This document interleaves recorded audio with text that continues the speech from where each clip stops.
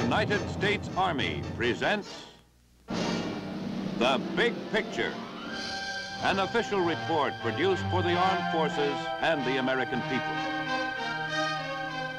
Guest narrator for this issue, Mr. Henry Fonda.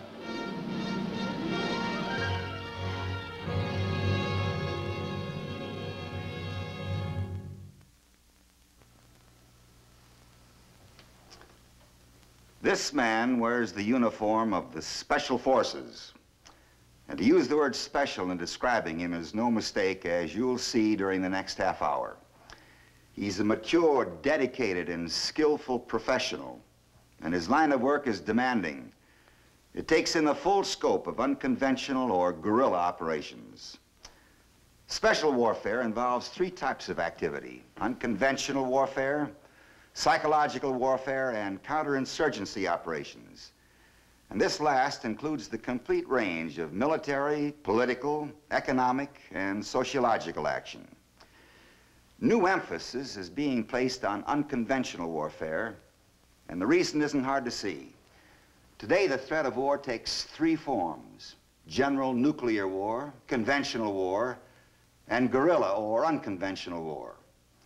Fortunately, the world has never yet seen a general nuclear war. Conventional warfare, the regular forces of two or more nations in combat, but without using nuclear weapons, we know all too well. But at the moment, no such traditional war is going on. Unconventional warfare is a different story. In a number of key spots around the world, intense guerrilla operations are underway right now. And it makes little difference to the people of a country whether they lose their freedom to an invading army of regulars or through the action of guerrilla forces sponsored by an outside power. Special forces, as such, are something fairly recent in American history, but our experience with this kind of operation goes back to our beginnings as a nation. Matter of fact, if you've got a nickel that's old enough, you can take a close-up look at one of the greatest guerrilla fighters the world has ever known. The American Indian taught us some painful lessons in this department.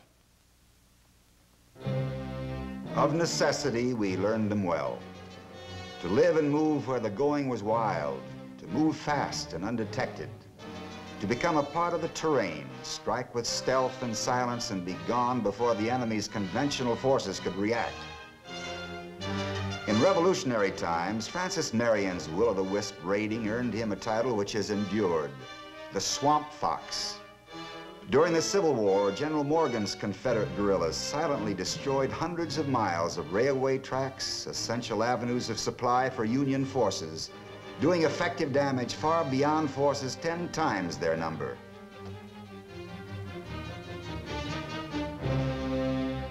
During World War I, Lawrence of Arabia organized Arab guerrilla forces and led them to a successful defeat of the Turkish army.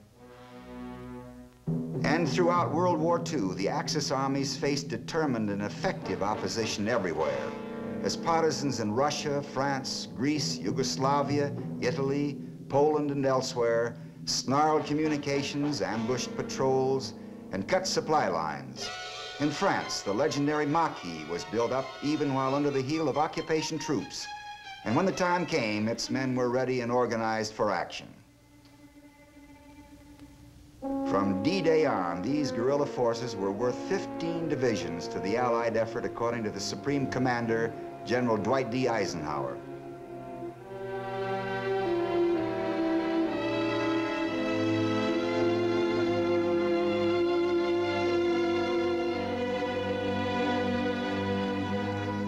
In the Philippines, Japanese forces faced wiry and elusive guerrilla groups which operated from jungle and mountain, harassing the enemy and sending out a constant stream of intelligence information to our forces in the Pacific.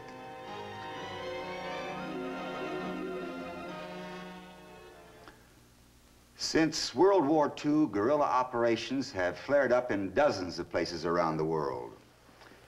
Recent headlines have spotlighted such areas as Laos, Vietnam, and of course, Cuba. We have to be able to meet this kind of threat and to help others to meet it, and we intend to. A prime answer is this man and many others like him, the men of the Special Forces, This is their story. If you come at it from the air, Fort Bragg, North Carolina looks much like any other Army reservation in the southeastern United States. A sprawl of buildings surrounded by thousands of acres of pine woods, hills, swamps, and streams. But Fort Bragg is different.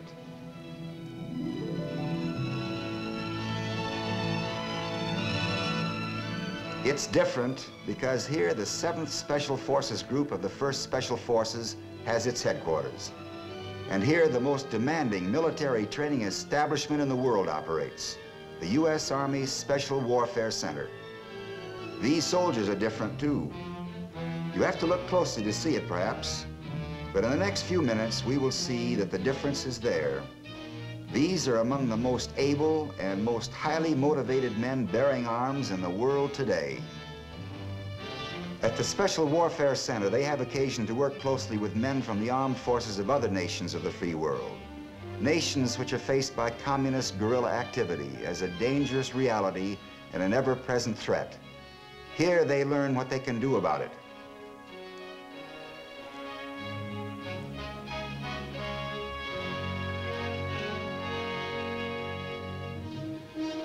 To begin with, every Special Forces soldier must be airborne qualified.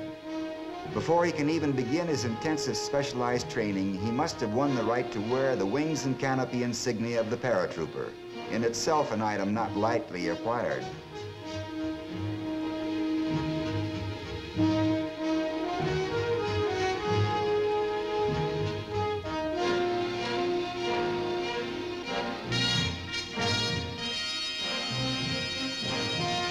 There's no special age limit for men of the Special Forces, but clearly without perfect physical condition and deep reserves of endurance, no man can meet the demands this assignment will place upon him.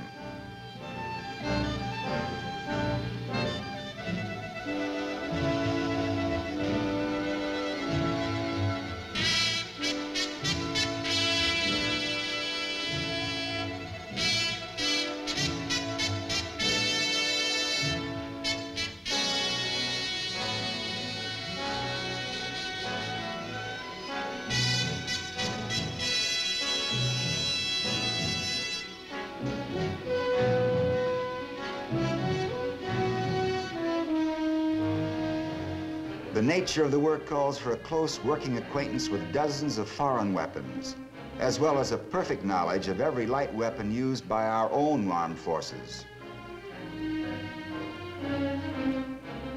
Every lesson must be learned well. Each man must know his specialty inside out, because when the time comes, he must himself function as a highly able teacher of everything he's been taught.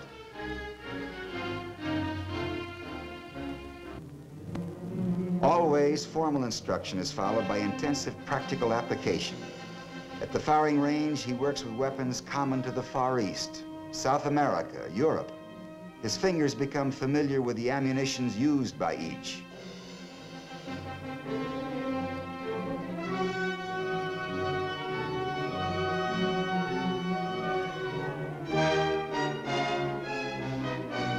He gets the feel of the weapons in his hands, stamps their individual characteristics indelibly in his thinking.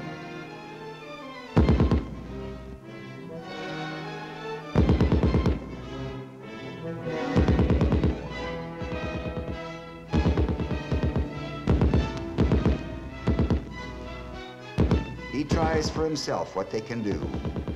He learns by doing.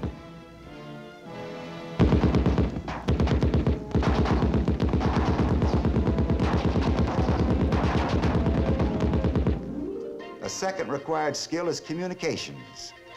Every man of a Special Forces team must be able to assemble and use the components of portable long-range transmitter receivers.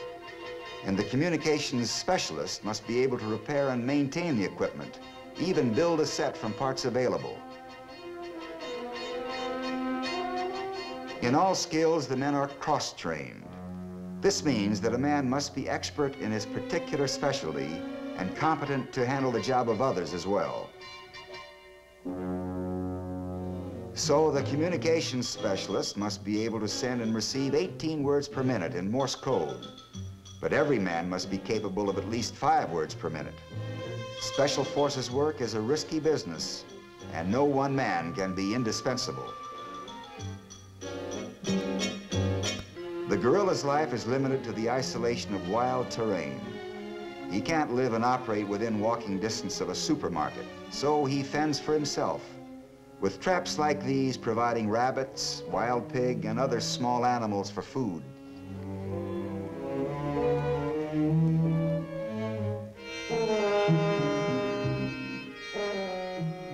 Traps, too, can act as silent, deadly sentries, patiently awaiting the approach of hostile men.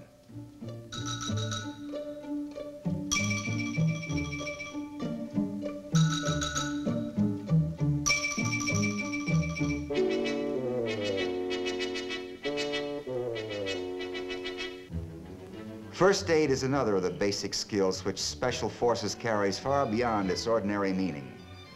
The Special Forces medic carries a kit which provides surgical tools and even a basic set of dental instruments. Through weeks of work with Army doctors, the Special Forces medic acquires almost as much practical knowledge as did the country doctor of 25 years ago. He learns to set a broken bone, care for a gunshot wound, remove an appendix, treat a serious burn. And of course, every man is cross-trained in basic first aid.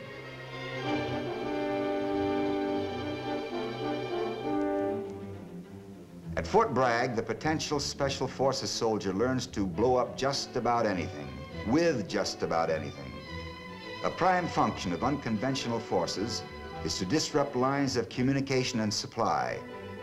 Here the student learns just how much of which kind of explosive placed exactly where will do the job.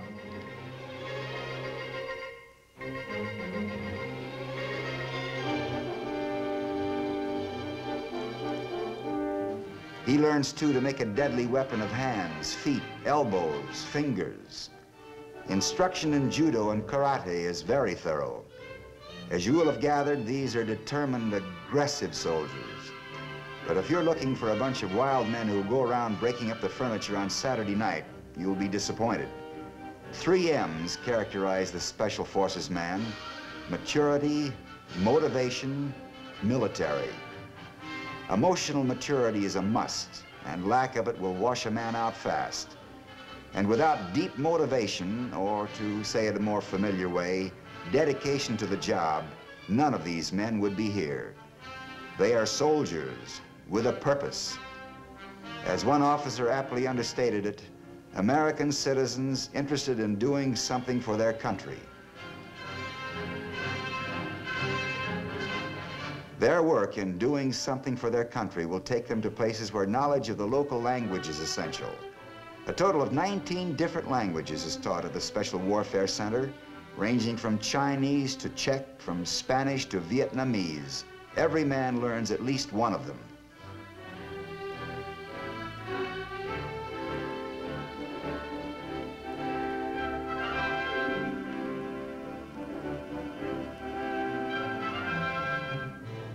All the training, all the work is directed toward this moment.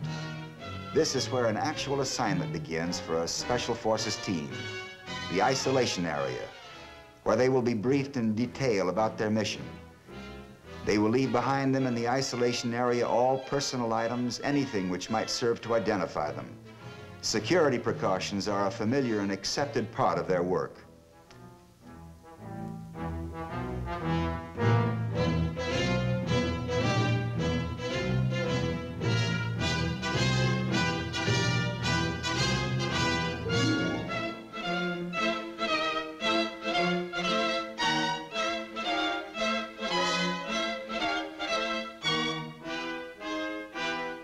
Here they will stay until they move out, without fanfare, unnoticed, to their destination.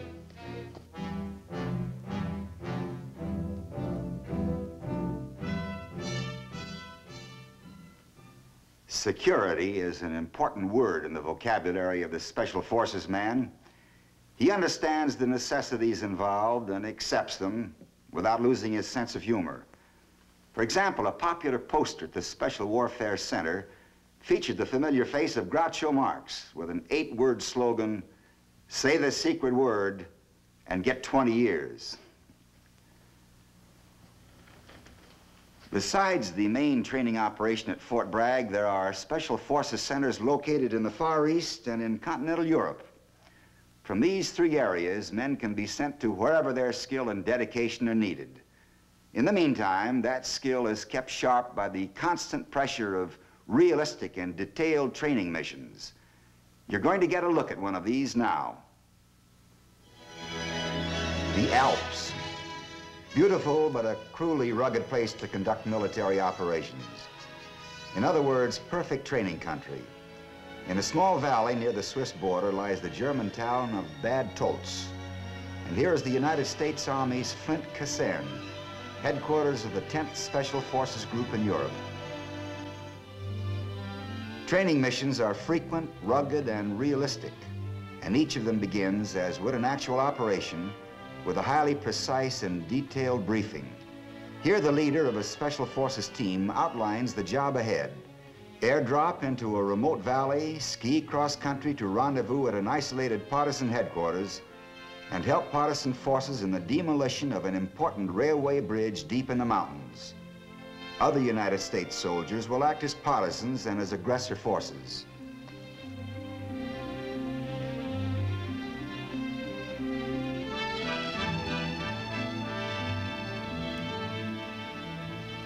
At dawn on the pre-selected day, the team is ready for airlift.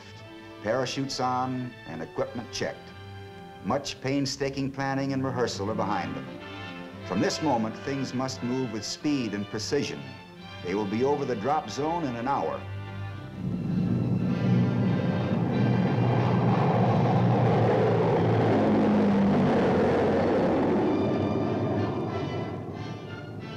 At the drop zone, a reception committee of friendly partisans awaits the drop.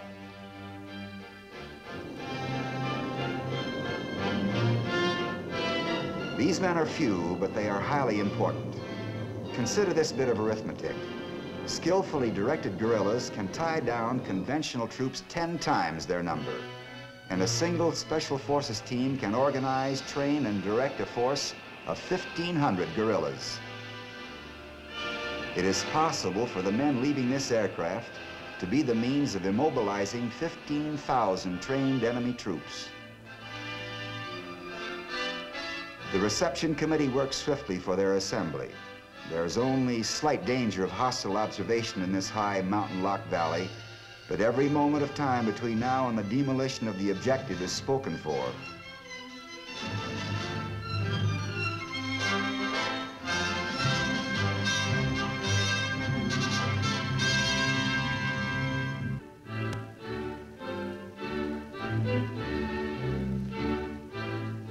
With the reception committee leading, the team is soon under cover of the woods and on its way to the partisan camp.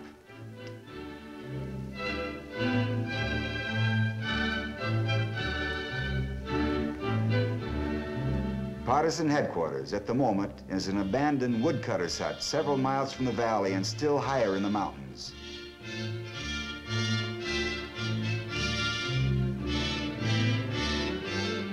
There's a cordial welcome for the men of the team and for the supplies they've brought with them, especially the much-needed explosives. Just now, however, there's little time for socializing. The schedule is pressing. Much remains to be done.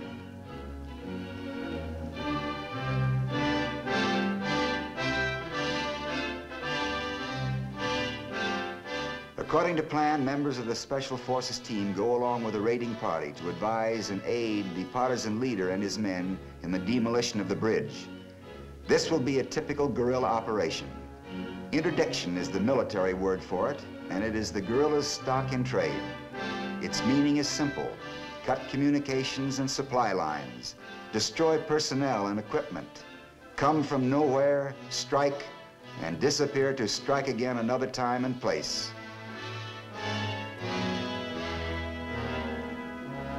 This is high country, beautiful country.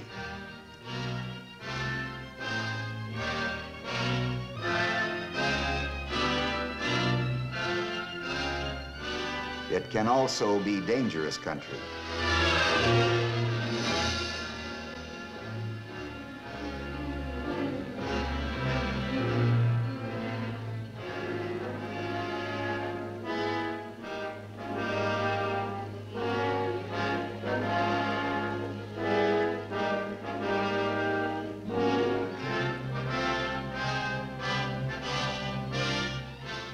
At a point within a few hundred meters of the bridge, the men remove their skis and place them so they face back along the escape route.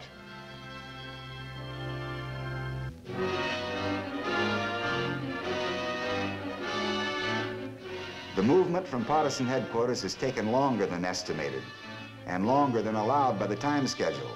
Only 15 minutes remain to line up the operation, strike, and get out. The bridge is there as described. The sentries patrolling it are from a command post just up the hill beyond the bridge. From this moment, the entire operation will have to be virtually soundless.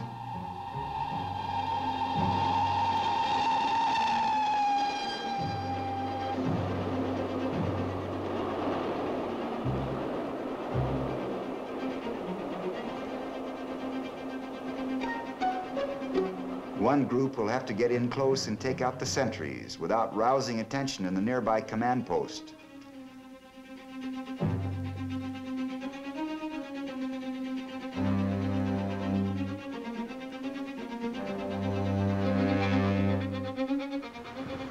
A second group will work into positions near the bridge from which they can move quickly to set their demolitions charges as soon as the sentries have been silenced.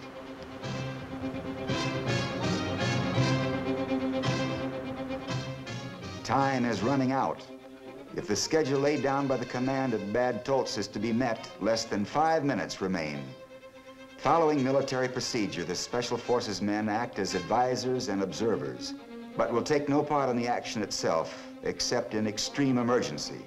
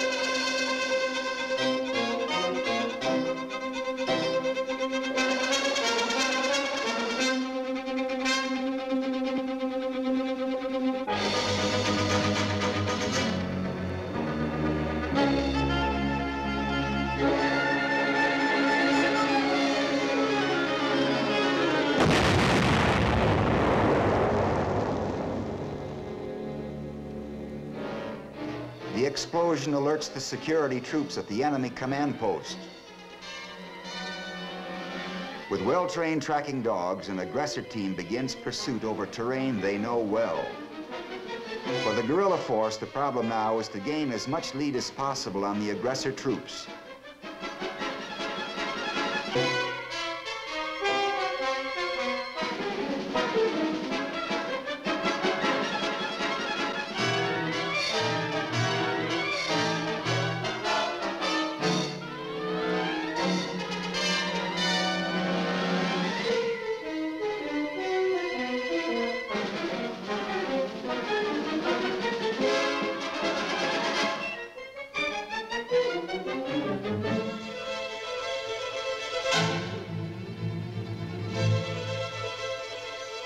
The guerrilla party makes good time, widening its lead as each mile draws the men trailing them deeper into unfamiliar territory.